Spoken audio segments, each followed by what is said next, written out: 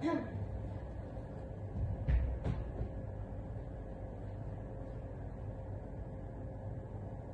aku udah ngirim ya? Oke.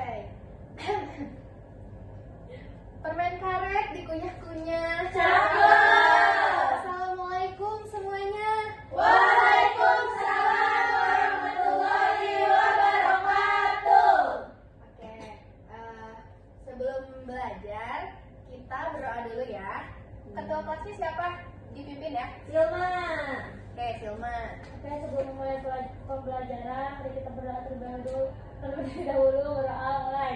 Bismillahirrahmanirrahim. Raditu billahi robban wa bil islami dinan wa bi Muhammadin nabiyya wa rasulah. Rabbi zidni ilman warzuqni fahman bi rahmatika ya arhamar rahimin. Nah, untuk menumbuhkan rasa cinta terhadap tanah air, kita nyanyi lagu nasional dulu ya. Boleh Garuda Pancasila deh. Dipimpin ya.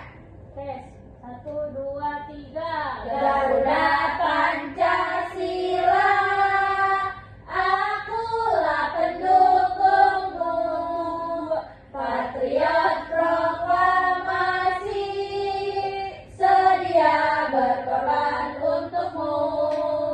Pancasila dasar negara, rakyat adil makmur sentosa, pribadi bangsaku. Ayo maju, maju, ayo maju, maju, ayo maju, maju. Oke, siapa nih yang nggak hadir? Farhan. Kenapa? Sakit. Semoga Farhan segera diberi kesembuhan ya. Amin. Coba sekarang lihat di sekeliling teman-teman, apakah ada sampah? Tidak. Udah bersih ya? Udah bersih, Bu. Udah bohong kan?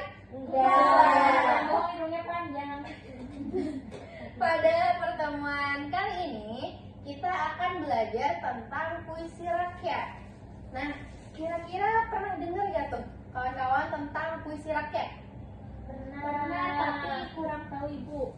Oke, kalau pantun, syair, gurindam pernah dengar? Pernah. Nah, tujuan pembelajaran pada hari ini itu untuk kalian nanti memberikan opini terkait dengan bagaimana empati, simpati dalam puisi rakyat tersebut. Nah, kita mulai ke pematerian. Apa sih puisi rakyat itu?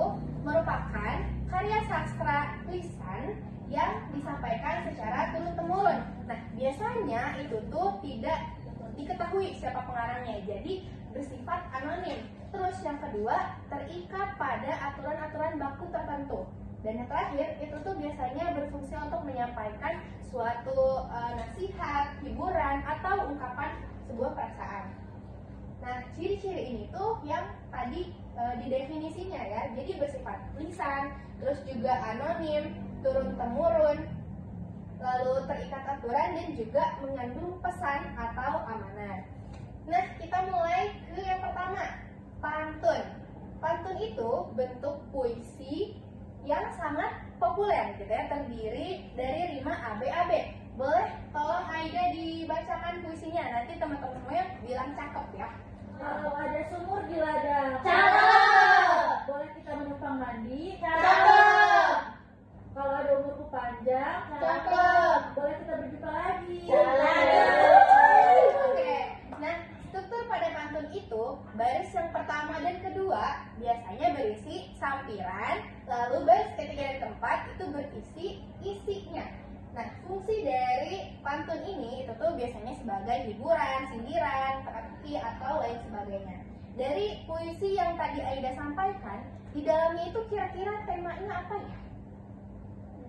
Umur panjang. Perpisahan gitu ya. Perpisahan. Terus emosi yang terkandungnya kira-kira kalau dari perpisahan itu apa? Sedih. Haru.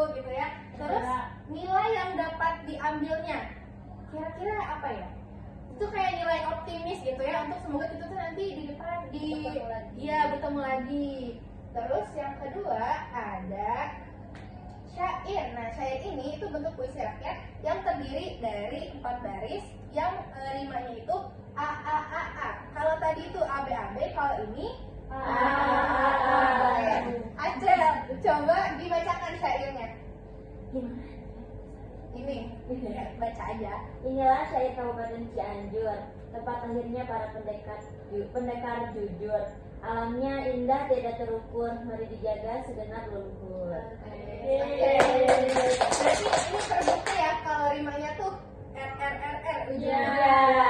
Nah, strukturnya itu semua baris dalam syair itu biasanya berisi isi.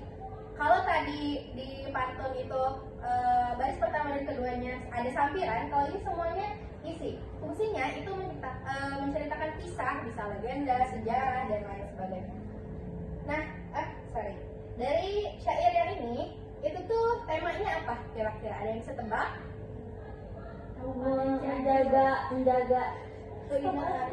Menjaga ini Cinta tanah air ya. Oke, jadi emosi yang terkandung dalam cinta tanah air itu kayak rasa apa sih dia? Bangga. Bangga terhadap Cianjur ya. Iya. Oke. Nilai yang terkandungnya apa? Kalau dalam cinta tanah air berarti Jangan menyesal. oke, itu nasionalis ya itu. Selanjutnya yang terakhir ada Gurindam dan Gurindam. Gurindam itu puisi rakyat yang terdiri dari 2 baris dan dengan rima Oke, semua coba dibacakan Gurindamnya. Barang siapa tidak sembahyang, bagai rumah tiada bertiang. Lalu yang Gurindam keduanya, Apabila banyak berkata-kata, disitulah jalan masuk dusta.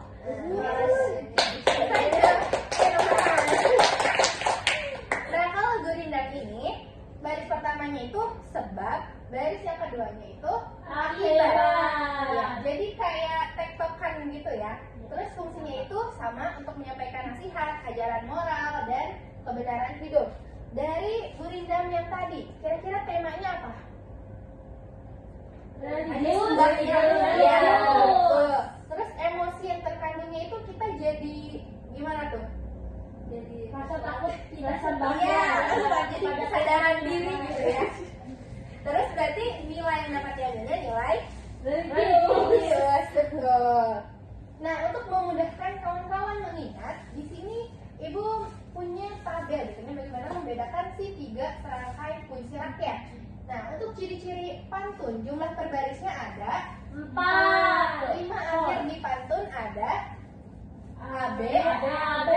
terus sampiran ada di baris, 1 dan 2. isinya ada di baris, 3 dan 4. fokus utamanya Bisa membaca dan lain-lain. Kalau di dalam syair jumlah per baitnya 4.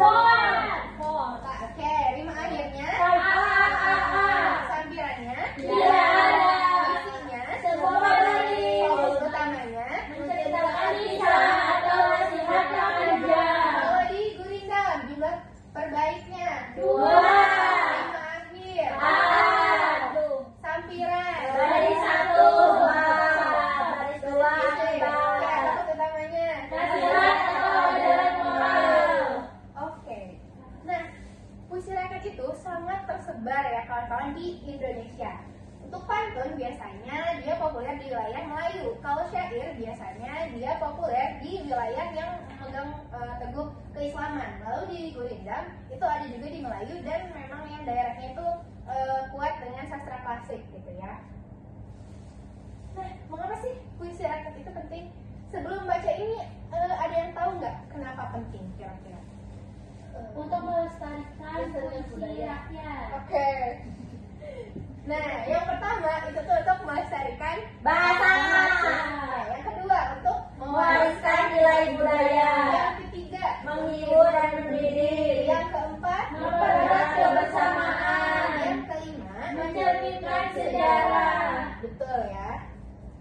Oke, setelah tadi pematerian, waktunya kita mengerjakan soal. Ya, untuk Kayak dibagi 2 kelompok aja ya. Iya, Ibu. Jangan untuk makanan, Jo. Oke. Nah, waktunya 2 menit cukup. 2 detik juga cukup. Oke. Sangat pintar, Bu. Oke. Berarti udah paham ya tentang puisi rakyat. Ibu sudah. Sudah, Oke. Ibu.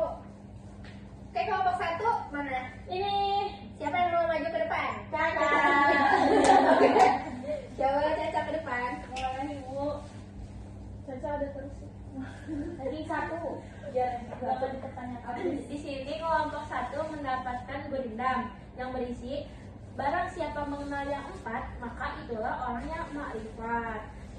Temanya ini moral atau religius. Emosi yang terkandung itu ketenangan, kedamaian, kesadaran, keinginan untuk mencari rasa kebenaran. Nilai-nilai yang dapat diambil itu ada nilai agama, pentingnya untuk mengenal diri kita sendiri, Tuhan, dunia, dan akhirat. Yang keduanya nilai moral, kesadaran diri agar hidup menjadi bijaksana dan terhindar dari kesesatan. Terima kasih. Kelompok 2. Lanjut.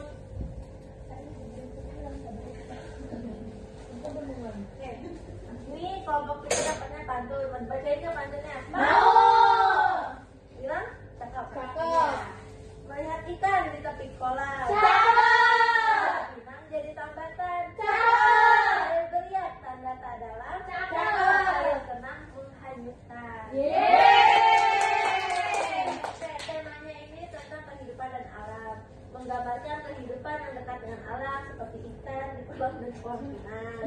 Kemudian emosi yang mengandung mengenai ketenangan, kedamaian dan kehati-hatian. Terus nilai-nilai yang dapat diambilnya yaitu ketenangan dalam menghadapi masalah, jangan menilai sesuatu hanya dari luarnya saja. Kemudian perlunya waspada terhadap hal-hal yang tampak Oke, semua kelompok sudah maju. Betul ya kawan-kawan, yang tadi disampaikan itu sudah benar. Nah, mungkin sekian untuk pembelajaran hari ini. Kira-kira apa yang kawan-kawan dapatkan dari materi hari ini?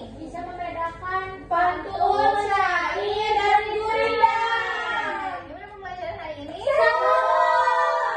Oke, Ibu tutup dengan pantun lagi ya. Cakep. Pagi hari makan Indomie. Cakep. Siangnya makan bubur ketan. Cakep. Cukup sekian pertemuan hari ini. Cakep. Sampai jumpa di minggu depan. Yeay, Afwan. Pak, ini dulu gak sih? Ya. Cak, itunya, Cak. Kasih, Cak. Bagus gak sih? Kalau di situ, Cak? Makasih ya. Bagus, no?